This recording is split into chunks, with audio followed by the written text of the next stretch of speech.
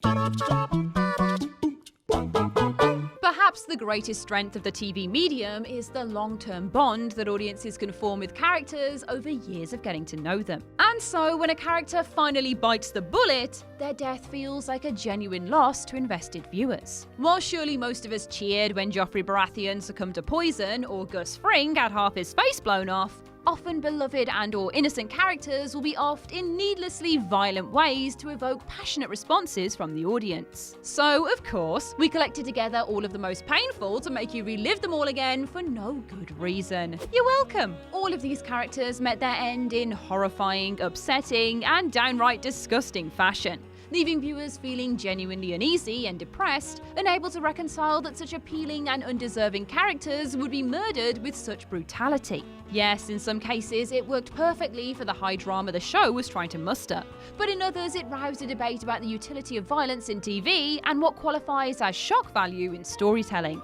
I am the Grim Reaper, Ash from What Culture, and these are 10 TV characters who got undeservedly brutal deaths. 10. Shireen Baratheon, Game of Thrones. Shireen Baratheon was one of Game of Thrones' few unambiguously innocent characters. A sweet young girl dealt a terrible fate by being unlucky enough to be the daughter of one Stannis Baratheon. In an attempt to appease the Lord of Light at the behest of Melisandre, Stannis has his daughter tied to a pyre and immolated in front of his army. Between poor Shireen's realization of what's about to happen, her blood-curdling screams as she burns, and the slow dawning horror on her own mother's face, it is the most brutal and heartbreaking death on the entire show, despite being one of the least visually graphic. The fact that it was ultimately all for nothing only makes it that much worse. Game of Thrones hasn't shied away from nauseating deaths for likeable characters, and killing children was hardly a new trick for the show at this point. But Shireen was among the least worthy of such a vile fate. You deserve better, Shireen. I will light a candle in your memory. Oh, wait. 9. Bob Newby, Stranger Things. Joyce Byers' goofball boyfriend, Bob Newby, had surely the best drawn arc of any character in Stranger Things' second season. Initially depicted as a square dullard, he became increasingly tougher to dislike over the course of the season, culminating in him heroically restoring power to the Hawkins lab to save the others. But of course, it was not a feat without sacrifice, and moments later, Bob is overcome by the Demodogs, who are seen snacking away at his corpse in an off-puttingly prolonged sequence. Given that Bob was literally feet away from safety, and because he was such a nice, boring, regular guy, his death in such an insane situation proved all the more difficult for fans to accept. Samwise Gamgee bears the burden for us all, even to this day. 8. Dr. Lawrence Kuttner, House. Dr. Lawrence Kuttner was one of House's most likeable characters and skilled doctors, so his wildly unexpected suicide near the end of the 5th season came as a hugely devastating shock for fans. In reality, Penn accepted a job at the White House, and yet rather than give Kuttner a more typically benign exit, the decision was made to kill the character in a sudden fashion to highlight how unpredictable suicide can be. The violent nature of the death only makes it that much worse, and rewatching the show with full awareness of both Kuttner's silent suffering and eventual fate paints his scenes in a whole new light. Fans and critics have been divided on Kuttner's shock demise ever since, some deeming it lazy whilst others commended it for drawing attention to how effectively depressed people can mask their true feelings. Either way, it gave the rest of the cast some mighty dramatic meat to sink their teeth into and was treated with appropriate solemnity, as painful as it was to watch despite not being remotely explicit. 7. Bobby Baccalieri, The Sopranos.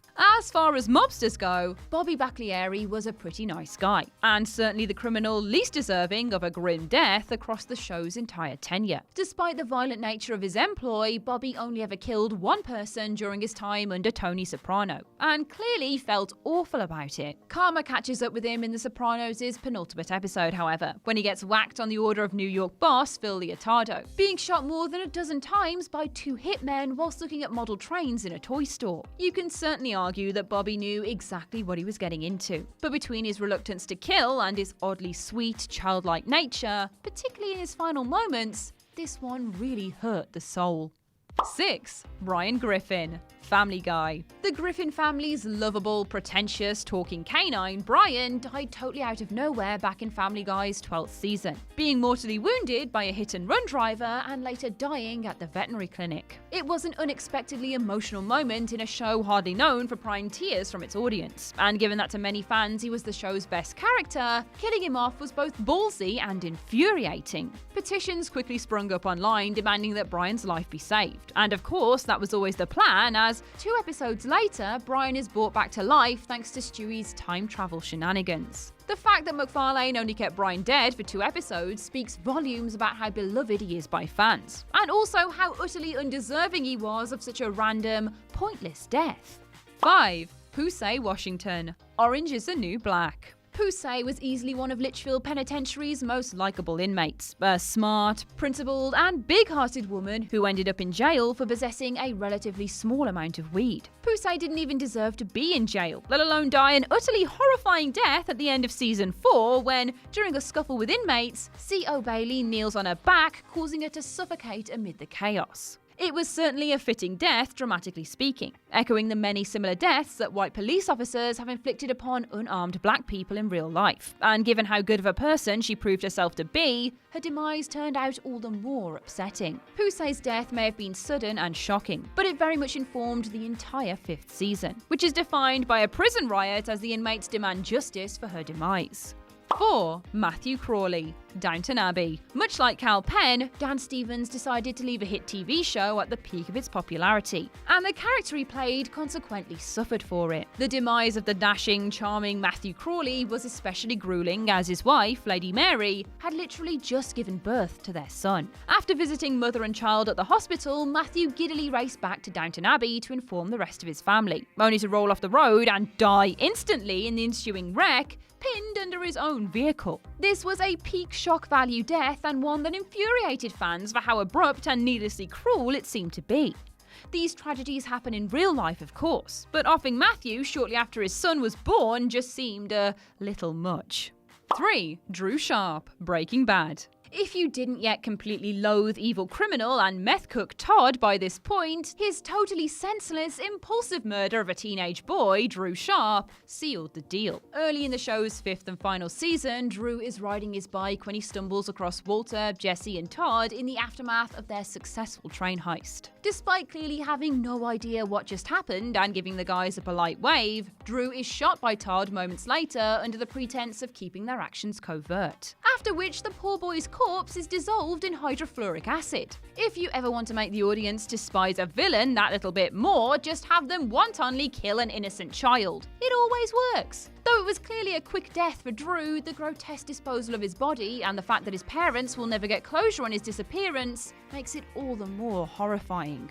2. Glenn Rhee, The Walking Dead. Glenn was the heart and soul of The Walking Dead, a character who averted stereotypes was going on to become far more than comic relief he initially seemed to be. Whilst the majority of the other surviving original characters had been hardened beyond recognition by everything they had seen, Glenn refused to shed his calm temperament and rosy outlook. Unfortunately, this made his stomach-churningly brutal death at the start of season 7 that much more shocking, having his head beaten to a pulp by Negan with his trusty spiked baseball bat Lucille. Negan makes great pains to prolong Glenn's death for several minutes, popping his eye out of his skull with his first few hits, laughing at his refusal to immediately die, and then smashing his head into unrecognizable remains in front of not only his friends, but also his wife, Maggie. The death was so revolting, it heavily divided fans and critics over the show's use of violence and whether such a brutal death was excessive, even for a show transpiring amidst a zombie apocalypse. Glenn was the show's moral center, and sure as hell didn't deserve such a slow, undignified death. 1. Charlie Pace, Lost. No death in J.J. Abrams' Lost hit fans harder than that of Charlie Pace. Charlie had perhaps the most complete and satisfying arc of any character in the entire series, going from a strung-out drug addict to a charming partner to Claire, and eventually, a hero who made the ultimate sacrifice. But the tragedy of Charlie's death wasn't merely limited to the fact that he allowed himself to drown in order to save Desmond, but that both he and the audience knew that he was fated to die, as foreseen by Desmond himself. Given that Charlie was getting his life together together and became a valuable member of the survivors, for him to meet such an agonising and prolonged end was most certainly undeserved. And that's our list. What TV death do you think was the most brutal? Share your thoughts in the comments section below. I've been Ash and this has been What Culture. Don't forget to like, share, subscribe and come back every goddamn day for more hot and spicy content. Thanks for watching.